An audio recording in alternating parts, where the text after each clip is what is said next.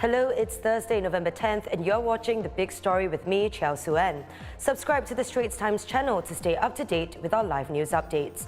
Tech companies around the world continue to slash jobs, and the latest company to go on a major firing spree is Facebook's parent company, Meta. Social media giant Meta's global job cuts has hit Singapore, and there are at least 10 affected employees in Singapore who found out this morning via email. The layoffs are set to affect 11,000 workers internationally, or about 13% of Facebook's parent firm's 87,000-strong global workforce. The wide-ranging cuts appear to affect a host of departments and roles, ranging from recruiters to product management, as well as those working in the firm's gaming division. Although the latest figures for Meta's Singapore workforce are not available, ST reported in 2018 that the firm had over 1,000 employees here. And Meta is not the only big technology company slashing jobs this year. Just to name a few, Twitter decimated its workforce by up to 50%, or some 3,700 jobs. Snapchat's parent company, Snap, axed about 1,000 employees in late August. Netflix has undergone 2 rounds of layoffs, losing around 450 jobs. And closer to home, Shopee has made a series of cuts around the region, including in its Singapore office. Now, 2 days on from the US midterm elections, control of Congress still hangs in the balance. In a surprise, Democrats denied Republicans the sweeping victory they expected. President Joe Biden declaring the outcome good for democracy. Our democracy has been tested in recent years, but with their votes, the American people have spoken and proven once again that democracy is who we are.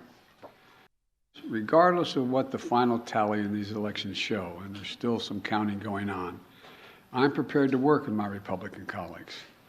The American people have made clear, I think, that they expect Republicans to be prepared to work with me as well. Let's check in with our U.S. Bureau Chief, Nirmal Ghosh, who is in Washington. Thanks for joining us today, Nirmal. So, the Republicans look set to take control of the House, but the so-called red wave did not materialize, and several Senate races are way too close to call. What does this all mean for President Biden? Yeah, so it's a loss for the Democrats and for the president, but it is also a moral victory, so to speak. Because as you said, that red wave did not materialize. And almost everyone, the polls, the pundits, going by the historical record of traditional anti-incumbency in the midterms, high inflation, everyone expected it to be a red wave. In the end, it was only a ripple. So it is a shot in the arm in a manner of speaking for the president. Secondly, this erodes the credibility somewhat of Donald Trump, who essentially led the Republican charge. He had endorsed over 300 candidates. Many won, but a lot of them lost. And that includes several election deniers. Remember, he still maintains he won the 2020 election. The plan was to get his loyalists essentially into positions of power. But some of them were too extreme and they were defeated. Third, if the Republicans indeed get a majority in the House, and it looks like they will, but it will be a very thin one. Nevertheless, a majority, there will be more investigations and less legislation. They will launch a raft of investigations against the president's son, Hunter Biden, over his business dealings, against the FBI for overreach in its investigation of Donald Trump. They might launch an investigation into the withdrawal from Afghanistan, which was badly managed. They'll try and put the brakes on President Biden's agenda, specifically his clean energy agenda. But there will also be limits to that because big legislation has already been passed and the president has veto power.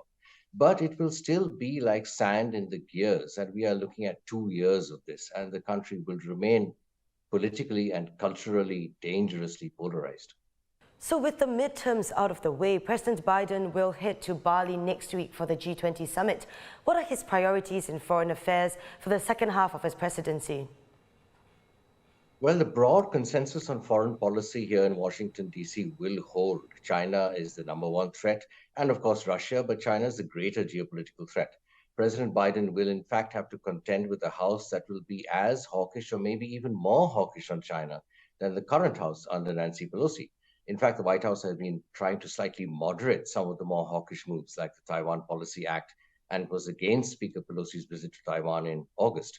The president was asked today, a short while ago, what he would say when he meets with President Xi Jinping, presumably in Bali. And he said he wants to lay out what each of their red lines are, understand what he believes are the critical national interests of China and explain what President Biden, knows to be the critical interests of the United States, and to determine whether or not they conflict with one another, and if they do, how to resolve it, how to work it out. And Taiwan will be a part of that conversation. And on Ukraine, the other big one, incoming speaker, if the Republicans win the House, will likely be California Congressman Kevin McCarthy. He has said a Republican Congress will no longer give a blank check for Ukraine. The president pushed back against that, saying he would be surprised if Leader McCarthy had a majority of Republican colleagues saying they would not fund the quote unquote legitimate defensive needs of Ukraine. So we can probably expect that to continue as well, but there will be more questions asked. There will be tension within the Republicans between isolationists and interventionists, which is an old story in American history. So you mentioned earlier that it looks like the US might be set for another 2 years of polarity. But if we look past that and ahead to 2024, will Donald Trump run for president? And did any Republican rising stars emerge during these midterms? Yes, Donald Trump plans to make a big announcement next Tuesday, and it is supposed to be about his run for the White House in 2024. He has been carrying on about that at his rallies, teasing his base, teasing the media. He's very good at that, as we know. This midterm outcome has sort of taken the sheen off that venture a bit. But he may still announce it because that is what he has to do. He cannot afford to look weak. That would be the antithesis of the sort of strong, confident alpha male personality he constantly projects to his base. But his brand has been weakened by this. Many more people are going to see him as flawed. And one of those will be Florida Governor Ron DeSantis, who won re-election by a very wide margin. He's currently a darling, a princeling of the Republican Party. He got around 1.5 million more votes than his Democrat challenger, Charlie Crist. He is 44 years old, so he has a long runway ahead. Now, Trump has already jabbed at him a couple of times at his rallies, called him names, that sort of thing. A lot of people are anticipating an epic fight between these two for the Republican nomination in 2024. Meanwhile, just a short while ago, President Biden, who is 79, at his press conference said his intention is to run again, but he said he believes in fate and is in no hurry and will be talking with family first and possibly deciding in January.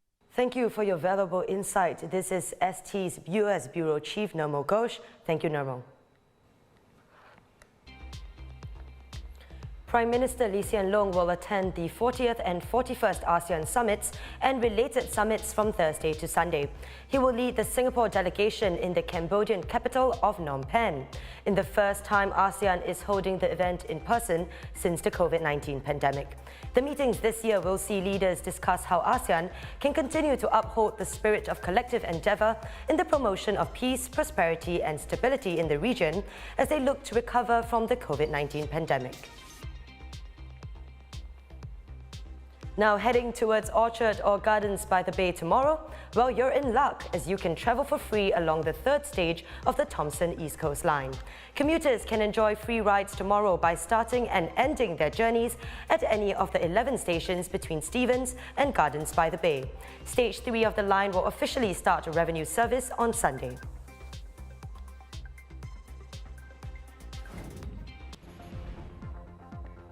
Those are our top stories for today. Visit straitstimes.com for more news and our YouTube channel for more videos. Subscribe by hitting the red button below.